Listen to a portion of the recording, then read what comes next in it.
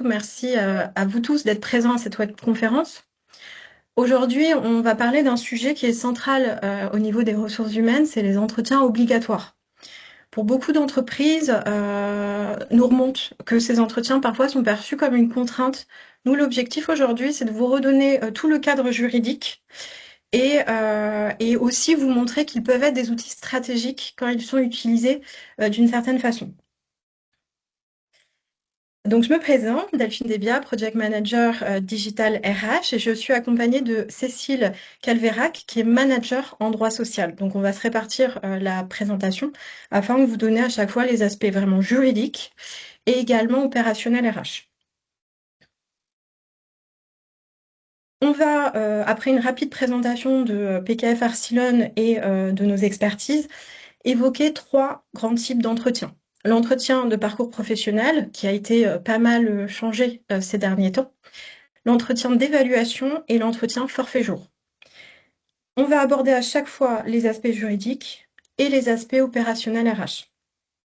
À la fin de la présentation, on prendra aussi un temps pour échanger par rapport à des questions qui pourraient arriver au fil de l'eau. Donc on prendra vraiment ce temps à la fin pour répondre à toutes vos questions. On parlera aussi également de notre offre. Donc l'idée voilà, de cet webinaire, c'est de montrer que l'obligation peut amener de la valeur au niveau de ces entretiens. Donc PKF Arcilon, qui nous sommes?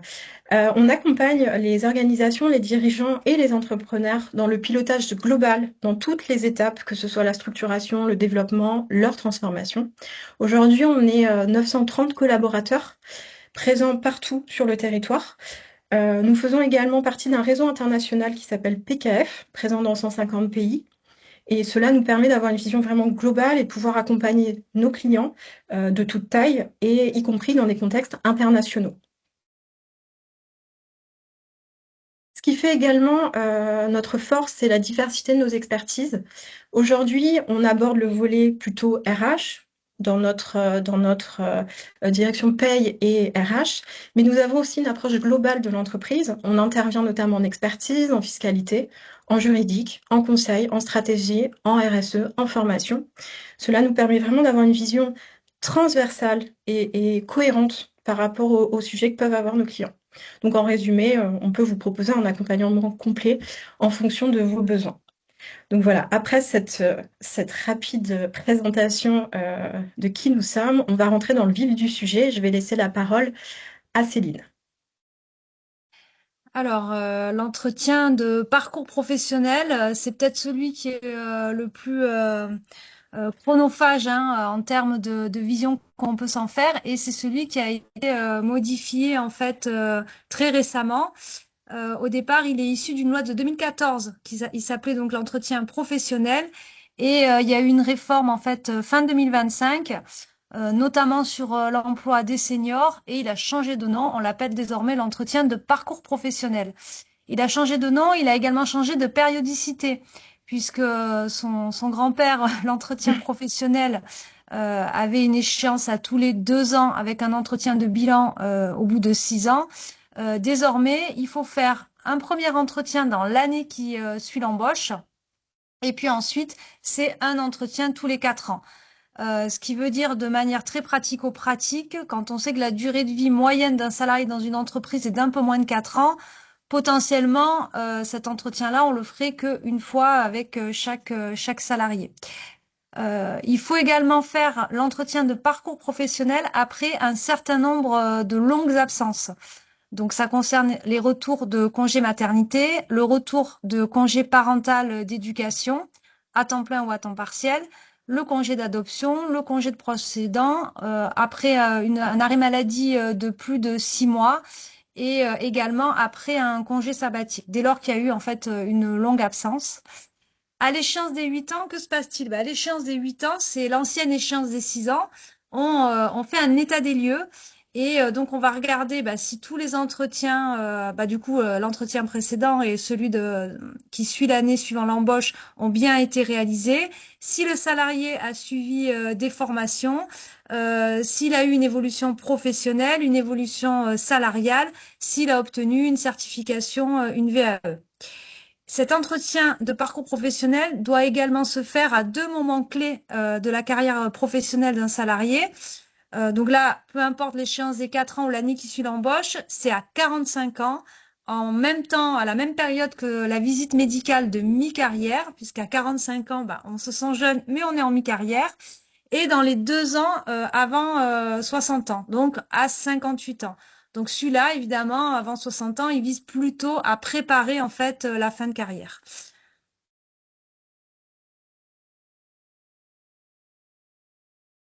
Alors, ces entretiens de parcours professionnel, oui, le support sera envoyé après la présentation. Ces entretiens de parcours professionnel, ils sont obligatoires et au-delà d'être une obligation inscrite dans le Code du travail, le législateur a prévu bien évidemment des sanctions. Donc il y a une sanction qui est automatique, qui concerne les employeurs de plus de 50 salariés puisque pour ces employeurs-là, s'il n'y a pas eu l'entretien sur une période de 8 ans et que le salarié n'a pas bénéficié d'au moins une formation, eh bien, l'employeur va devoir abonder volontairement dans le compte personnel du salarié, dans son CPF, et le montant de cet abondement est de 3 000 euros par salarié. Et donc, normalement, c'est un abonnement qui doit se faire on doit le faire de manière volontaire, en fait. Il ne faut pas attendre d'avoir une mise en demeure de l'inspection du travail. Et généralement, dans les missions comptables ou quand on fait des audits sociaux, c'est des choses qu'on regarde et l'expert comptable ou le commissaire aux comptes va demander à ce qu'on provisionne en fait l'abondement quand les entretiens de parcours professionnel n'ont pas été faits. Donc c'est important parce que du coup, ça peut avoir un impact également sur les comptes de l'entreprise. Et pour les moins de 50, ne vous imaginez pas que vous allez être dédouané de toute sanction, parce qu'en cas de litige avec un salarié, si les entretiens de parcours professionnel n'ont pas été faits ou s'il n'a pas eu au moins une formation sur une période de 8 ans, eh ben, en cas de litige, ils vont aller au prud'homme et ils pourront obtenir des dommages et intérêts. Et là, les avocats en droit social dans les contentieux salariés-employeurs, c'est la première chose qu'ils regardent et bah, ils n'hésitent pas à demander en fait au prud'homme, en plus d'autres éléments comme des rappels de salaire, des dommages et intérêts pour les entretiens de parcours professionnel.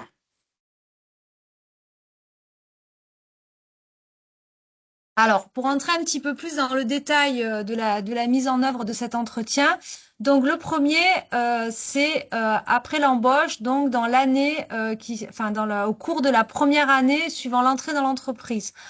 Donc c'est un entretien qui va pouvoir, je pense, se coupler, mais Delphine détaillera Mm. plus après moi avec l'entretien de fin de période d'essai.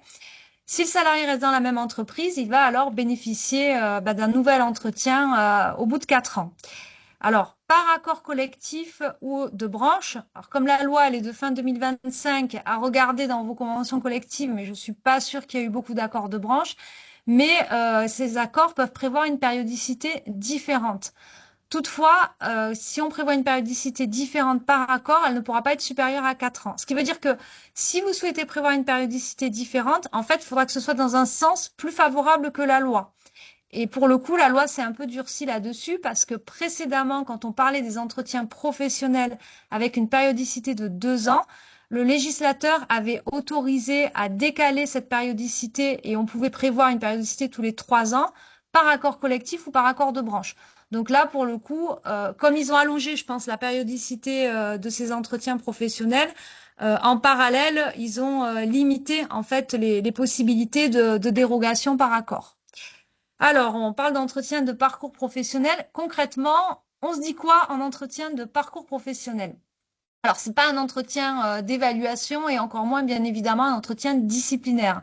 C'est un entretien sur lequel on va parler des compétences et des qualifications du salarié, notamment qui va devoir mobiliser dans son emploi pour lui permettre en fait de d'évoluer au regard de la transformation de l'entreprise et de son métier. Pourquoi? Parce que en tant qu'employeur, il y a une obligation de former ses salariés pour assurer leur maintien dans l'emploi et leur adaptabilité, notamment aux évolutions de leur métier. Et ça, c'est une obligation qui découle du contrat de travail. Donc, on va également parler de la situation et du parcours professionnel. des besoins de formation du salarié qui sont en lien avec son activité et avec l'évolution de son emploi, donc au regard des transformations de l'entreprise ou de son projet professionnel. On va également évoquer ses souhaits d'évolution professionnelle. Et lors de cet entretien, effectivement, on va pouvoir aborder des projets de reconversion en interne ou en externe, la possibilité de faire une transition professionnelle, la possibilité également de pouvoir faire un bilan de compétences ou de valider des acquis de l'expérience. On rappelle également lors de l'entretien de parcours professionnel que le salarié peut activer son compte personnel de formation ainsi que les abonnements que l'employeur fait sur ce compte qui peuvent lui permettre ensuite de financer le conseil en évolution professionnelle. Et c'est vrai que à l'heure actuelle, en fait, avec les évolutions des métiers, notamment les métiers un peu comme les nôtres, hein, qui connaissent une grande évolution avec l'intelligence artificielle et la digitalisation et les outils qui arrivent sur le marché dans nos entreprises, je trouve que ces entretiens ont encore plus de relief et de sens de pouvoir justement adapter en fait les compétences de ces salariés à l'évolution de son métier parce que les évolutions elles sont là et effectivement il faut entrer dans la vague, passer le cap parce qu'on ne pourra pas en fait s'en dédouaner et s'en exonérer.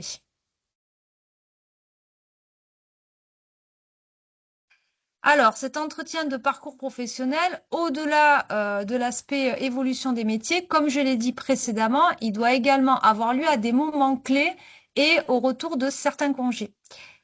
Concernant l'entretien au retour de certains congés, on ne l'organise, il est obligatoire en tout cas, que si le salarié n'a pas bénéficié d'un entretien de parcours professionnel au cours des 12 derniers mois.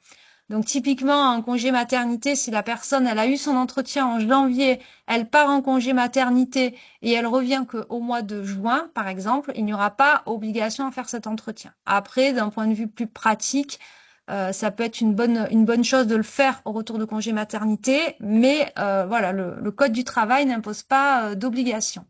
Donc les longues absences concernées sont le congé de maternité ou d'adoption, le nouveau qui vient d'arriver là depuis le 1er juillet, le congé supplémentaire de naissance, le congé parental d'éducation, le congé proche aidant, le congé sabbatique, les périodes de mobilité volontaire sécurisée, les périodes d'activité partielle, donc pas le travail à temps partiel, hein, mais l'activité partielle avec l'aide de l'État en cas donc tout ce qui concerne en fait le chômage partiel comme on a pu connaître pendant la période Covid. Également au retour d'une longue maladie et à l'issue d'un mandat syndical.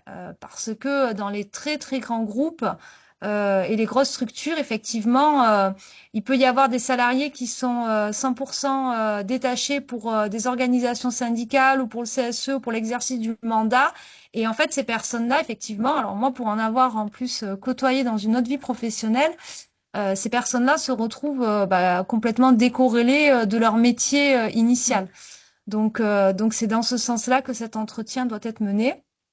Les deux autres moments clés, donc peu importe la périodicité, les 12 mois ou les 4 ans, c'est après la visite médicale de mi-carrière, donc à 45 ans, et à l'âge de 58 ans. Alors, au bout de 8 ans, comme je l'ai dit précédemment, il va falloir faire un bilan. Donc, comme pour l'entretien, on se raconte quoi lors de ce bilan? Alors, l'entretien donc des 8 ans, l'entretien bilan, il a vocation à faire un état des lieux, un récapitulatif du parcours professionnel du salarié.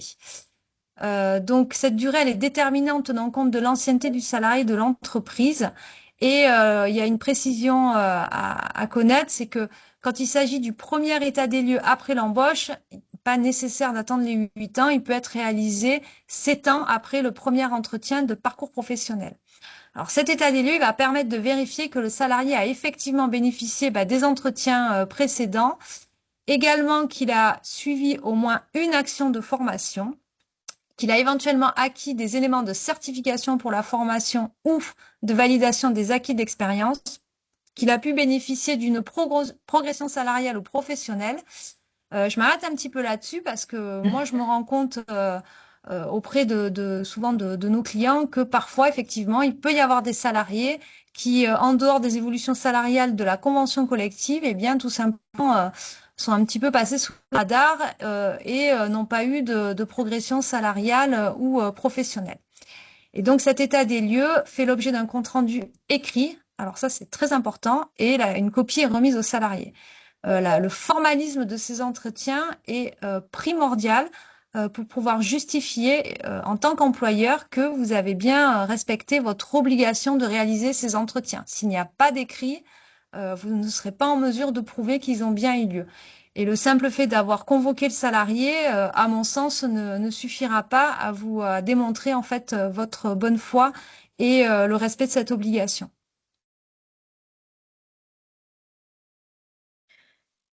Du coup, comme l'a expliqué Céline, le formalisme est très important, mais il y a également comment va se jouer l'entretien qui peut vous être très, très également important dans la suite.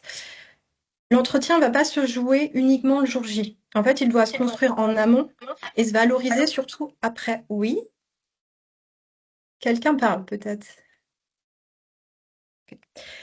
Donc l'idée, c'est de le... Alors, pardon, j'ai un écho. Euh, Donc l'idée, c'est vraiment de construire cet entretien en amont. Alors, comme l'expliquait Céline, le premier entretien peut se coupler, entre guillemets, avec la fin de période d'essai. Tout dépend à quel moment elle arrive, pour aussi faire une sorte de bilan de l'arrivée et de prévoir la suite. Pour les entretiens qui vont être plus dans de la récurrence, nous, ce qu'on préconise, il peut être fait par une personne des ressources humaines. On préconise que ce soit le manager direct qui mène cet entretien et vous allez comprendre pourquoi dans nos explications pour les mener à bien. La phase préparatoire donc est très importante. Parfois, elle est sous-estimée. On pense juste prendre par exemple la fiche de poste. Alors c'est très bien de prendre la fiche de poste, mais c'est aussi ce moment-là de prendre un recul sur le parcours du collaborateur. C'est analyser s'il a déjà eu des évolutions ou en tout cas comment il se positionne dans la structure, identifier les compétences qu'il mobilise à date, celles qui restent à développer. Donc en gros, la question à se poser quand on prépare l'entretien, c'est quelle projection je peux proposer à ce collaborateur. Ensuite, il y a la partie conduite d'entretien. Donc, on y reviendra plus en détail dans un slide, dans le slide suivant. Mais en gros, les bonnes pratiques, c'est d'expliquer un cadre. C'est de donner vraiment du sens à cet entretien, de sécuriser le collaborateur. Comme l'a dit Céline, on n'est pas sur un entretien d'évaluation, mais on est sur un point qui va permettre l'échange. C'est de garder aussi un fil conducteur clair. On sait ce qu'on veut aborder et on laisse aussi ouvert à la parole. Ce moment, finalement, il doit être à la fois structuré pour répondre à des obligations légales qui ont été présentées précédemment et aussi être à l'écoute du collaborateur. La conclusion, pareil, est très importante. Et c'est pas simplement conclure l'entretien. C'est un moment où le manager, s'il fait l'entretien, doit transformer l'échange en décision. Il faut reformuler les points clés, il faut vérifier l'alignement. Et puis surtout, il faut formaliser les actions concrètes pour donner toujours ce sens aux collaborateurs.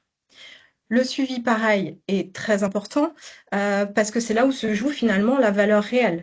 L'entretien sans suivi est perçu comme inutile pour un collaborateur. S'il fait plusieurs entretiens et qu'à chaque fois il remonte les mêmes éléments, ça ne va pas fonctionner et même pour vous, vous n'aurez pas les retours attendus. Donc l'idée, c'est vraiment de trouver une cohérence entre les actions, les réponses. En résumé, ce n'est pas l'entretien en lui-même qui va créer, mais c'est ce qu'on en fait en fait. Donc l'entretien à proprement parler, alors nous on dissocie en 4 phases clés. Une introduction qui n'est pas, qui ne doit pas durer trop longtemps, attention, mais elle est importante parce que c'est le moment où on cadre. C'est le moment où on va aussi poser les objectifs de l'entretien. C'est le moment potentiellement où on peut rassurer aussi le collaborateur. L'idée, c'est de prendre 2 minutes, peut-être plus, peut-être moins, 2 minutes, ça reste assez rapide, hein, pour expliquer le déroulé. C'est un temps dédié, donc ça va permettre aux collaborateurs aussi de se mettre dans la posture de l'entretien. Cette introduction est vraiment importante.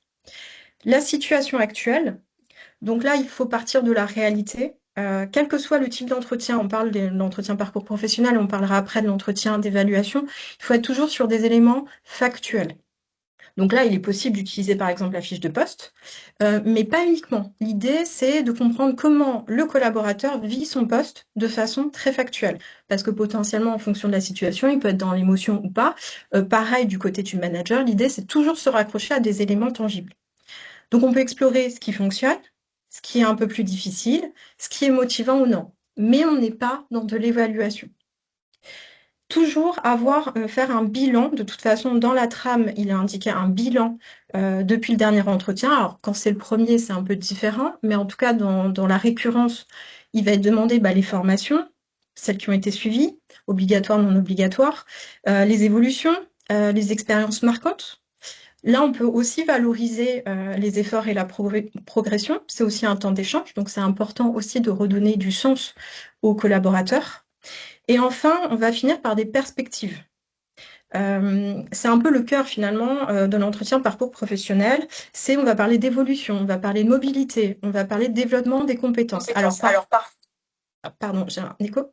Parfois, ça va recouper avec l'entretien d'évaluation. Mais c'est normal. En fait, il y aura par moment des thématiques qui vont être rebouclées dans les deux entretiens. Mais ça donne toujours une cohérence globale. Donc, si on doit retenir quelque chose de ce slide, c'est qu'un bon entretien, c'est pas uniquement une checklist. Alors, évidemment, le formalisme est très important, il est attendu. Juridiquement, on attend un formalisme, on attend de pouvoir le suivre.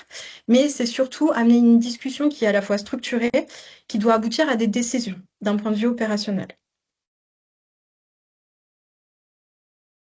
Concrètement, si on doit garder quelques points, ce qui est important, donc rappeler les objectifs, hein, toujours donner du sens, toujours important, rester dans du factuel, on n'est pas dans l'émotion, c'est vraiment du factuel, les éléments qu'on a pu constater. C'est un échange, donc on est en écoute active, faut être 100% présent. Et ça, on le dira pour tout type d'entretien. Pas de téléphone, pas d'interruption. L'écoute active va en plus permettre de capter des signaux faibles. Là, c'est l'occasion, comme on n'est pas dans un entretien d'évaluation, que le collaborateur puisse exprimer peut-être des éléments qu'habituellement il n'exprime pas.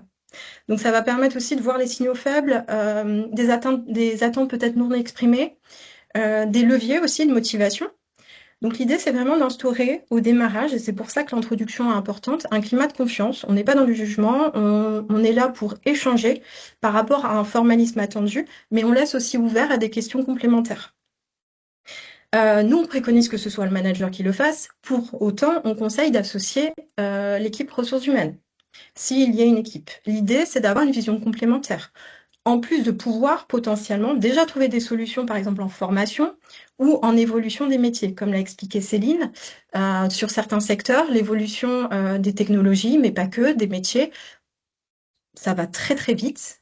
Donc d'associer les différents acteurs qui travaillent autour des compétences, c'est un travail collectif et ça permettra finalement de sortir de cet entretien avec des éléments concrets pour le collaborateur, mais aussi pour l'entreprise. Et l'idée, c'est vraiment de construire ensemble. C'est un point clé. C'est pas un échange unilatéral. On est vraiment dans un échange où on va poser nos questions, mais potentiellement le collaborateur aura peut-être des questions complémentaires.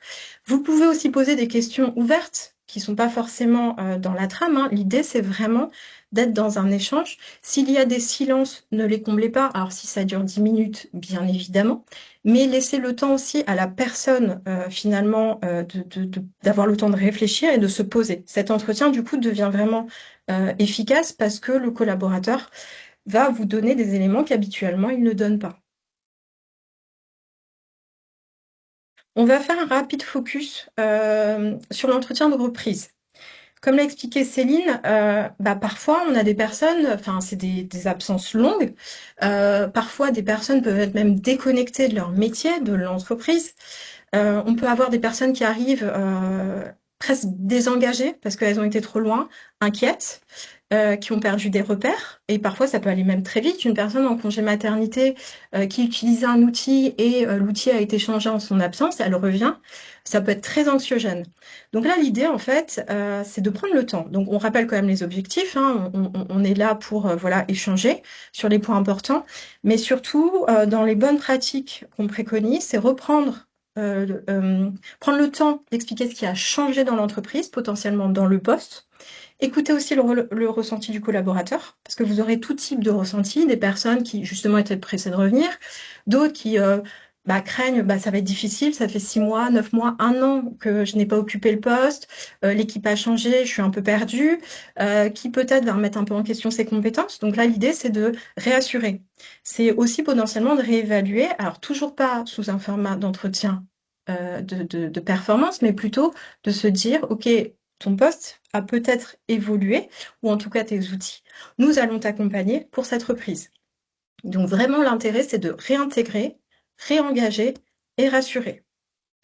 Le point d'attention, parce que ça nous a été remonté quelquefois, c'est d'aller trop vite et de vouloir focaliser ça sur de la performance. Alors que là, l'objectif, c'est plutôt de réintégrer la personne. Donc, il faut faire très attention. Là, c'est vraiment de lui donner finalement le cadre pour que le collaborateur puisse reprendre sereinement et soit aussi efficace dans sa reprise de poste.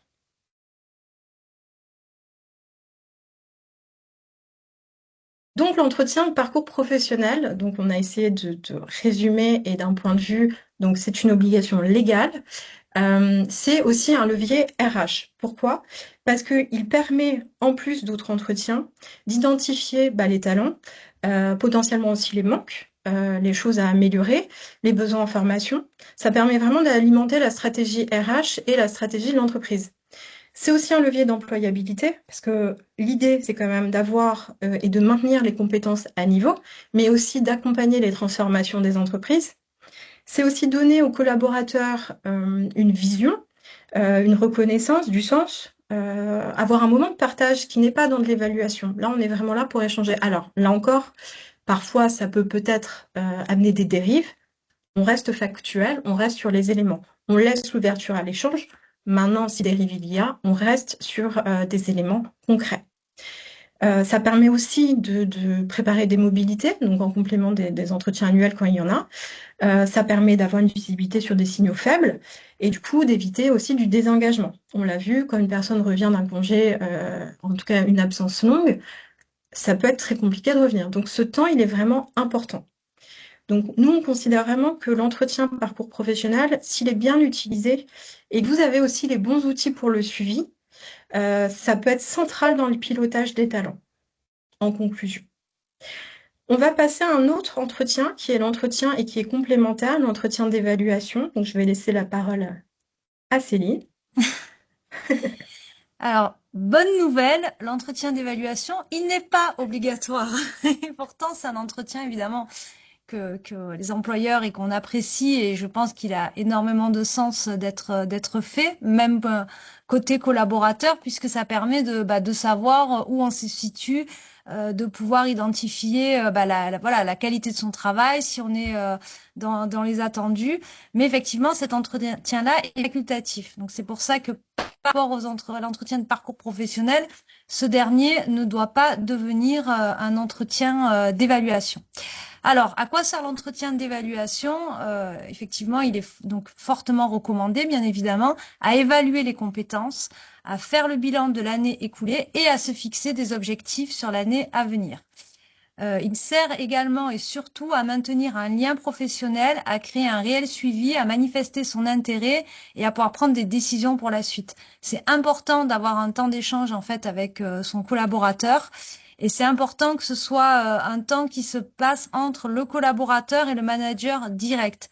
Les RH vont pouvoir structurer l'entretien et aider et accompagner les managers à mener cet entretien, mais c'est le manager qui connaît concrètement les missions et la fiche de poste du collaborateur. Alors, cet entretien donc d'évaluation, il est important dans la construction de la relation employeur-salarié et il se déroule en fait en plusieurs étapes. Donc la première, c'est tout simplement faire un peu l'état des lieux, le bilan de l'année ou de la période écoulée si on en fait tous les 2 ans ou plusieurs fois par an. Et donc ça permet donc on va analyser les performances. Ensuite, phase 2, on va passer en revue les objectifs fixés. On va également collecter ce qu'on appelle des feedbacks, donc des retours en fait, des autres collaborateurs qui ont trahi la personne concernée. Ça peut être également aussi, pourquoi pas des clients, hein, c'est pas interdit. Le champ finalement reste assez libre. Bien entendu, il faut que cet entretien soit structuré en plusieurs temps. Il faut également impliquer le salarié, c'est-à-dire que le collaborateur, c'est primordial qu'il prépare son entretien. Donc, en principe, c'est au moyen d'un questionnaire qui est communiqué en amont. Et il va également, à la fin, on va un petit peu se projeter sur l'avenir et dessiner les perspectives pour la période suivante. De fait, on vous propose avec ce slide quelques questions en fonction de thématiques à aborder. Après, votre enjeu, ça va être aussi d'avoir une trame qui soit adaptée à votre entreprise. Contexte, métier et enjeux prioritaires. Des thématiques vont revenir, quelle que soit l'entreprise. Maintenant, les questions sont vraiment à travailler pour avoir la trame la plus appropriée. La thématique du bien-être au travail, c'est une dimension de plus en plus importante. Aujourd'hui, la performance est souvent liée directement donc à l'engagement, aux conditions de travail, à l'équilibre vie privée, vie professionnelle. Donc poser des questions autour de ce bien-être au travail, mais aussi potentiellement de la reconnaissance, ça permet toujours d'identifier les signaux faibles, de prévenir des risques. Et à l'arrivée, in fine, c'est quand même d'améliorer la performance globale. Donc là, l'idée, on vous a mis quelques questions. Toutes ne sont pas à prendre, ça dépendra vraiment de votre contexte, en fait, et la trame est vraiment à travailler en ce sens. Il y a toujours un moment où on va parler de l'année écoulée. L'idée, c'est de faire un bilan structuré des réussites, des difficultés, des apprentissages. Revenons à notre personne qui revient après un long arrêt et qui a vu un outil changer. Elle aura eu une phase d'apprentissage quand elle arrivera à son entretien d'évaluation. Donc ça, c'est important aussi de le prendre en considération lors de l'échange et de valoriser. Ce qu'on a pu constater en échangeant avec nos clients, le risque, c'est de parfois passer un peu trop vite sur les réussites, alors même que le collaborateur est jugé performant. Dans ces cas-là, ça peut être mal vécu. Donc l'idée, c'est mon collaborateur a atteint ses objectifs, il a été performant. Il faut prendre le temps de valoriser cette partie de reconnaissance. La reconnaissance est un levier majeur de motivation pour beaucoup d'individus, donc il faut prendre le temps. Au niveau de la projection, donc là l'idée, donc pareil, étape importante parce qu'on a fait le bilan, maintenant on essaie de voir la suite. C'est une étape clé pour aussi comprendre les ambitions du collaborateur, ses souhaits d'évolution, ses besoins en formation. Et là, on est vraiment dans de l'alignement, c'est-à-dire l'entreprise a des besoins et a une projection, et c'est de l'aligner aussi aux attentes du collaborateur, s'assurer que on est en phase pour un engagement durable. Alors, une thématique où souvent on nous dit c'est assez délicat, oui, mais comment on va amener les questions peut être pertinent, c'est la relation managériale. L'idée, c'est de poser des questions où on est dans de la co-construction. Donc, c'est aujourd'hui comment mon manager peut m'aider. À quoi je pense pour que ça fonctionne mieux peut-être, ou au contraire, les éléments qui fonctionnent. L'idée, en gros, c'est d'être dans un échange où le collaborateur peut aussi faire des propositions en termes de relations pour que les choses soient encore plus efficaces si elles le sont déjà, ou au contraire, améliorer des points qui seraient un peu bloquants ou crispants pour le collaborateur. Là encore, si on part sur de l'émotion, il faut rester sur du factuel, toujours du factuel. L'idée, c'est de la construction, on doit construire ensemble. On a également deux autres thématiques qu'on a souhaité vous mettre en avant, c'est les projets d'entreprise et compétences transverses. Parfois, on oublie un peu cette partie-là, mais dans les entreprises, on a des plans, on a une stratégie. Et il y a des projets qui vont être montés au sein de l'entreprise. C'est aussi l'occasion, lors de l'entretien annuel, de ne pas se limiter finalement à l'évaluation, mais aussi de voir à quel point le collaborateur peut s'engager dans ce type de projet. Ça va aussi permettre d'aller chercher des collaborateurs qui ont des compétences peut-être inexploitées parce qu'ils ont changé de poste en arrivant, par exemple, dans l'entreprise. Je vous prends un exemple, une personne qui ont été chefs de projet dans le passé, qui aujourd'hui occupe une fonction où il n'y a pas de gestion de projet. Néanmoins, l'entreprise a en tête de construire un projet au sein de l'entreprise, enfin sur une thématique. et ben, l'occasion de l'entretien enfin, de l'entretien d'évaluation va permettre de savoir que cette personne a les compétences et peut-être est intéressée pour entrer dans le projet. L'idée vraiment, c'est d'aussi associer toutes les compétences transverses et déjà d'amener la personne à rentrer dans le projet de l'entreprise. Le sentiment d'appartenance aussi est important. L'idée, là, on est plus sur un indicateur, comment la personne se sent, l'ambiance, la fierté d'appartenance. La question, recommanderiez-vous l'entreprise à un proche? Alors, elle peut paraître simple, mais elle est révélatrice, cette question de je me sens bien ou oui, non. Voilà. Après, on sait aussi que en fonction de l'état d'esprit, la réponse peut aussi changer, mais ça reste un indicateur qui peut être considéré et donc une question qui peut être amenée. Là encore, l'entretien d'évaluation va être, en tout cas la trame, doit être adaptée à votre entreprise et à ce que vous souhaitez en tirer également. Et notre dernier entretien, le forfait jour, le Alors, fameux. j'introduirai cet entretien par vous rappeler, le forfait jour est un faux ami. C'est-à-dire qu'on est toujours tenté, employeurs surtout, peut-être plus que RH qui connaissent un peu mieux le revers de la médaille, à passer des salariés en forfait jour en se disant chouette, plus d'heures supplémentaires, plus de temps de trajet à gérer, etc.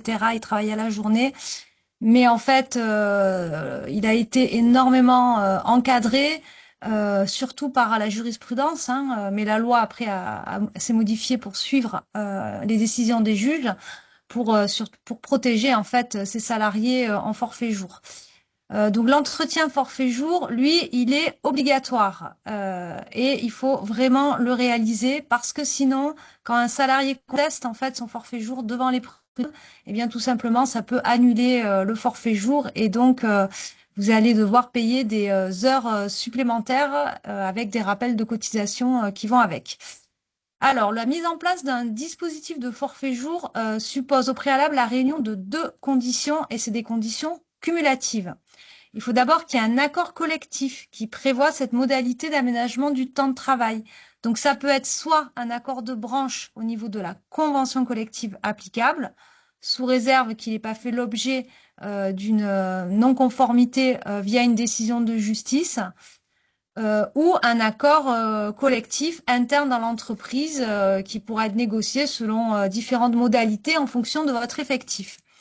Donc ça, c'est le cadre pour pouvoir le proposer aux salariés. Mais l'accord en lui-même ne suffit pas puisqu'il faut également que ce soit prévu par une clause dans le contrat de travail dans laquelle on va indiquer le nombre de jours maximum travaillés dans l'année, soit si le salarié est déjà embauché avec un contrat en heures, par la signature d'un avenant et de ce qu'on appelle la convention individuelle de forfait jour.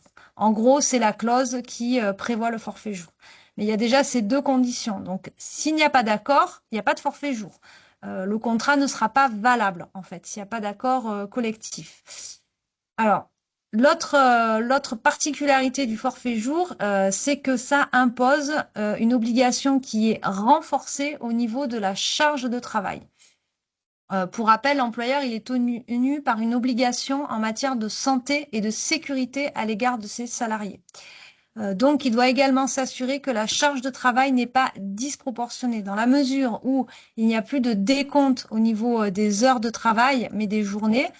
Et ben effectivement, il faut assurer au moyen d'entretien périodique, donc c'est l'entretien de forfait jour, la charge de travail du salarié, qui bénéficie bien de ces temps de déconnexion, qu'il arrive à articuler sa vie personnelle avec sa vie professionnelle et également que l'organisation de travail au sein de l'entreprise est conforme en matière de charge de travail et que la rémunération également est en adéquation. C'est vrai que s'agissant de la rémunération, légalement, c'est pas prévu qu'il y ait forcément une majoration de salaire pour les personnes en forfait jour. Mais de plus en plus d'accords d'entreprise, et c'est vrai qu'on recommande de le faire, prévoit que quand un salarié est en forfait jour, par rapport au minimum de la convention ou à la grille de salaire interne, il va bénéficier en fait d'une majoration pour tenir compte du fait qu'il y a des heures supplémentaires. Le seul garde-fou en termes de durée du travail pour les forfaits jours, c'est qu'ils doivent bénéficier des 11 heures de repos quotidien. Donc ça veut dire que mathématiquement, un salarié en forfait jour peut travailler jusqu'à 13 heures par jour. Alors, si ça peut arriver ponctuellement, ça ne doit pas être la norme. Pourquoi? Parce que là, il y aurait potentiellement, s'il y avait un litige, annulation de la convention de forfait jour parce que la charge de travail serait disproportionnée. Donc cet entretien de forfait jour, il doit être distinct en fait de l'entretien annuel et bien entendu, il est complètement distinct de l'entretien de parcours professionnel.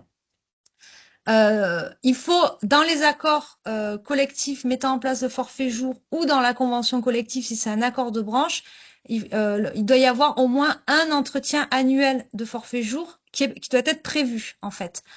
Donc, si vous souhaitez appliquer un accord de branche qui ne prévoit pas cet entretien annuel, moi, ce que je recommande, c'est de faire son propre accord collectif et de déposer. Il est également possible de combler les manques d'un accord par des mesures unilatérales de l'employeur, parce que les ordonnances Macron ont assoupli en fait pour permettre aux entreprises sans risque de recourir au forfait jour. Mais c'est vrai que c'est quand même mieux de faire un accord.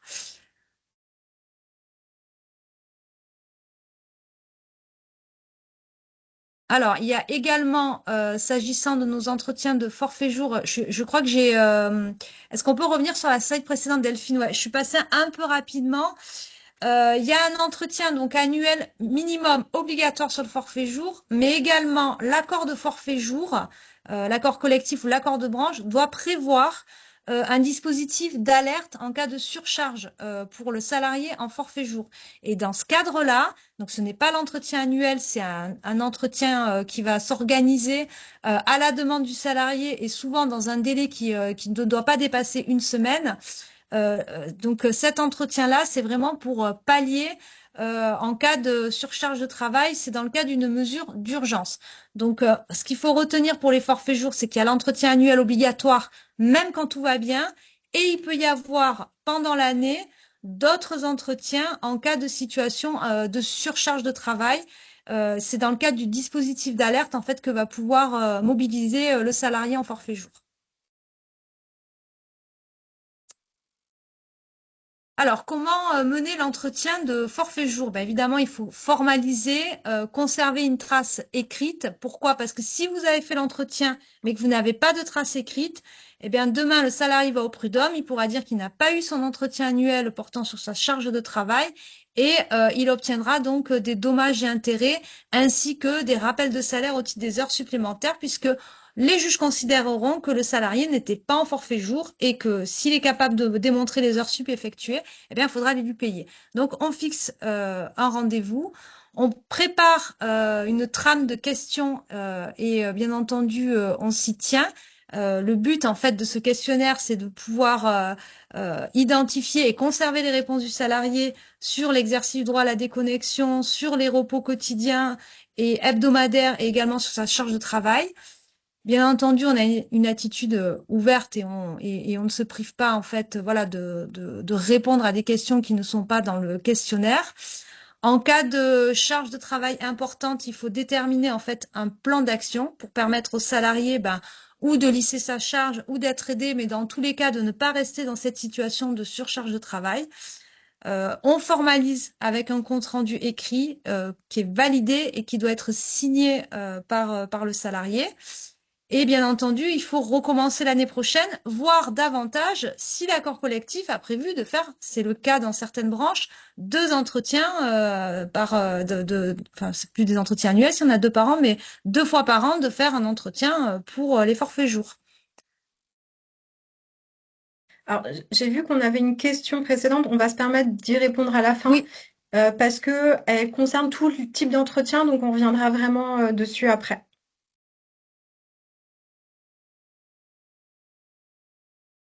Donc nous, côté, bah alors nous on est dans l'équipe paye et RH.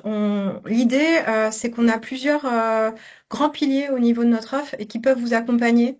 Donc historiquement la paye avec plusieurs niveaux d'accompagnement, que ce soit la mise à disposition d'outils, l'externalisation complète, mais également, et c'est un des sujets aujourd'hui, toute la partie ressources humaines avec l'accompagnement au quotidien sur des sujets donc RH et les entretiens en font partie. Et aussi conseil juridique, car par exemple, ce sujet des entretiens, comme vous l'avez compris, il y a un aspect fort juridique et également potentiellement opérationnel RH. Donc dans nos équipes, on a des experts, que ce soit juridiques, que ce soit ressources humaines, pour vous accompagner sur ce type de sujet. Et également, on a des outils RH qui vont vous permettre de faciliter finalement le suivi, par exemple des entretiens, mais pas que. L'idée vraiment, c'est pour les entretiens de les sécuriser avec une trame commune utilisée de tous et qui soit dans le respect du juridique, potentiellement adapté à votre société en fonction du type d'entretien, et qui vous permet aussi, en cas de litige, mais pas que, hein, de suivi, d'avoir les éléments très rapidement dans un outil. Donc pour ce faire, on a plusieurs outils qui peuvent répondre. Nous, on a un écosystème de partenaires qui sont sur plusieurs fonctionnalités ouvertes. Donc comme vous le voyez sur cet écran, on couvre une grande partie des besoins RH et notamment la partie suivi des entretiens. Nous, notre objectif, c'est que là plutôt, ou les solutions en fonction des différents besoins que vous pouvez avoir, on va analyser votre organisation, le besoin, et en fonction de ça, on va vous proposer là où les solutions qui répondent le mieux à votre organisation. Donc c'est pour ça qu'on a plusieurs partenariats qui sont tous complémentaires en fait, et qui vont dépendre vraiment de votre besoin. Du coup, on va arriver aux questions. On a mis un QR code. L'idée, c'est ceux qui seraient intéressés d'être contactés, on va dire un peu plus rapidement. N'hésitez pas à scanner le QR code et à vous enregistrer. Ça nous permettra de, entre guillemets, vous rappeler plus rapidement sur le sujet des entretiens, mais pas que. Comme vous l'avez compris, on peut vous accompagner sur la quasi-totalité des sujets autour des ressources humaines et de la paye. Donc voilà, l'idée, c'est si vous souhaitez être contacté plus rapidement. Et du coup, on va revenir aux questions. Je vous laisse le QR code en visibilité. Alors, il y avait une question. Est-ce qu'on peut coupler l'entretien parcours professionnel et l'entretien d'évaluation, entretien et trame unique? Alors, si on reprend, et Céline va compléter mes propos, dans l'absolu, si la trame, elle est distincte, oui. Maintenant, la question, c'est plutôt de se dire ce que vous voulez en faire. Parce que si on reprend entretien, parcours professionnel, vous le faites quasiment au même moment, enfin au même moment juste, on va dire enchaîné avec l'entretien d'évaluation, vous aurez peut-être pas le collaborateur dans les mêmes dispositions. Mais si vous avez un questionnaire qui est bien distinct, enregistré de façon distincte, avec un suivi vraiment séparé, hein, oui, légalement, vous avez la possibilité de le faire. Après, nous, souvent, ce qu'on nous demande, c'est plutôt forfait jour avec entretien d'évaluation. Et là, souvent, c'est fait ensemble, toujours avec, par contre, des formulaires différents. Et après, se pose la question, comme l'a dit Céline, des conventions où des fois, c'est 2 fois l'année. Donc là, pareil, il faut trouver la fréquence. C'est pour ça que les outils peuvent vous aider aussi, parce que vous allez mettre une récurrence, une fréquence, et en termes de suivi, c'est beaucoup plus simple.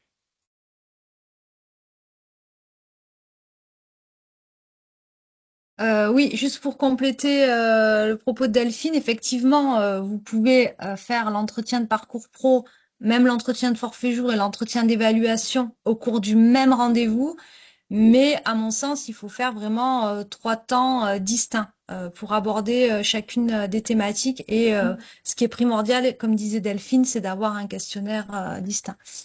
Le support de présentation sera bien envoyé après. Et on va voir pour vous envoyer un résumé de ce qu'on dit. Dans la mesure où la réunion est enregistrée, je pense qu'il peut y avoir effectivement une retranscription. On va se demander au service, à notre équipe marketing qui nous aide beaucoup, si c'est possible. Alors, doit-on envoyer les questions et thèmes abordés en amont? Alors moi, Delphine pour le coup, c'est Delphine qui complétera. Oui, moi, je vous le conseille d'envoyer les questions en amont pour que les personnes, en fait, puissent préparer l'entretien et que ce temps d'échange soit efficace. Oui, tout à fait, quel que soit l'entretien, parce que si on reprend dans l'ordre, on a vu l'entretien parcours professionnel, c'est un échange. Pour qu'il y ait vraiment une utilité, il faut qu'il y ait un échange, donc il faut qu'il y ait le retour des personnes. Donc autant qu'elles aient les questions, qu'elles puissent compléter. Vous arrivez, vous ou le manager, en entretien, vous échangez ensemble, et là, du coup, on est sur quelque chose de construit. Pour l'avoir vécu dans une vie passée, quand l'entretien, alors qui s'appelait à l'époque entretien professionnel, mais bon, parcours pro maintenant, était pas préparé par le collaborateur, c'est très compliqué du coup d'être dans un échange constructif. Donc Mm. l'idée vraiment, c'est de pouvoir amener. Pour les entretiens annuels, bah pareil, l'idée c'est quand même que la personne puisse s'auto-évaluer quelque part avant, qu'elle amène aussi ses éléments, qu'il y ait un échange. Et comme l'entretien est de demander surtout des éléments factuels toujours, hein. C'est important de préparer l'entretien en amont, que ce soit le collaborateur ou le manager. Ça amène plus facilement du factuel. Et on est moins dans l'émotion et du coup on est plus dans la co-construction. Et après, bah, l'entretien forfait jour, j'ai envie de dire, c'est principalement le collaborateur qui complète. Donc lui, il doit recevoir la trame à compléter et prendre un temps d'échange en fonction de ses retours. Mm. Alors, pour compléter et terminer de répondre à la question, il y avait effectivement comment faire quand il n'y a pas d'évolution possible. Le code du travail est très clair et donc effectivement petite équipe ou proche de la retraite. Donc ça, c'est une problématique qui s'entend parfaitement. Mais le code du travail, lui, n'a pas prévu ce cas d'exonération. Donc, dans tous les cas, il faut quand même faire l'entretien de parcours professionnel. Alors, effectivement, pour les personnes proches de la retraite, de toute façon, il y a quand même l'entretien à Mm. faire à 58 ans, les 2 ans précédant la retraite. Et alors, pas d'évolution possible. C'est peut-être au cours de ces entretiens que on peut s'apercevoir que il y a des évolutions possibles et voir un peu les choses sous un autre angle. Parce que ça peut être le collaborateur qui, lui, va aussi vous faire part de ses souhaits d'évolution et ça peut ouvrir des champs de possibilités qui n'ont pas forcément été anticipés. Dans tous les cas, l'entretien doit quand même avoir lieu, à minima l'entretien de parcours professionnel et effectivement forfait jour si vous avez du personnel en forfait jour. Il y a une question donc sur les forfaits jours qui soient faits plutôt par le manager. Je te laisse répondre, Delphine. Alors, nous, on préconise effectivement le manager. Maintenant, je ne crois pas qu'il y ait d'obligation que ce soit le manager, mais c'est vrai que c'est le manager qui va connaître de façon plus détaillée, finalement, la charge aussi de travail du collaborateur, et c'est lui qui doit avoir l'information. Bien évidemment, il y a un lien qui peut se faire avec les ressources humaines, hein, parce que n'oublions pas, quand vous avez aussi un service ressources humaines, c'est de la co-construction, hein, quels que soient les entretiens. Donc l'idée, c'est de remonter les infos. Mais la personne qui va connaître le mieux finalement la charge, les missions, bah aussi les événements qui a pu se passer donc dans l'entreprise, mais aussi au sein de son service, c'est le manager. Donc quand le forfait jour, entre guillemets, il n'y a pas de sujet, j'ai envie de dire, bah, manager ou pas, c'est pas gênant, mais quand il y a une surcharge de travail, par exemple, celui qui va trouver des solutions en interne, potentiellement avec les ressources humaines, c'est le manager.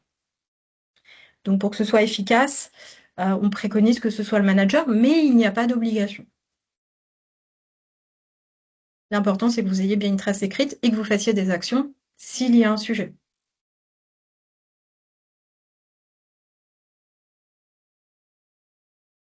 Je pense Est-ce qu'on a qu'on... fait le oh, tour des oui, questions. vous Est-ce qu'il y a avez d'autres peut-être questions? Il petite nous reste dernière encore quelques question. minutes.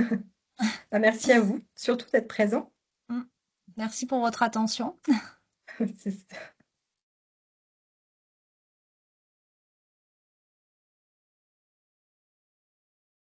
J'ai l'impression qu'il n'y a pas d'autres questions. De toute façon, là, vous pouvez donc scanner le QR code qui est visible.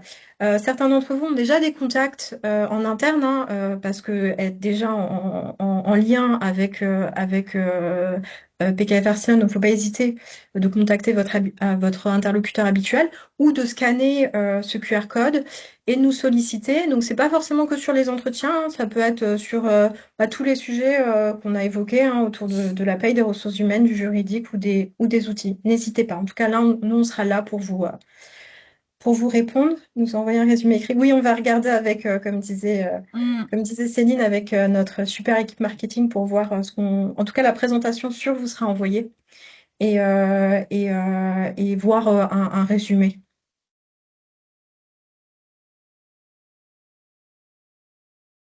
Je pense que là, on a fait le tour. Je ne vois plus de questions. Parfait. Bah, merci. Donc là, on va Bah, vous souhaiter merci à vous. un bon appétit. Il est 11h55. Certains d'entre vous vont aller manger. En tout cas, merci beaucoup pour votre présence et vraiment, n'hésitez pas à nous solliciter. En tout cas, on sera ravis de vous répondre. Merci beaucoup. Bonne journée à tous. Merci.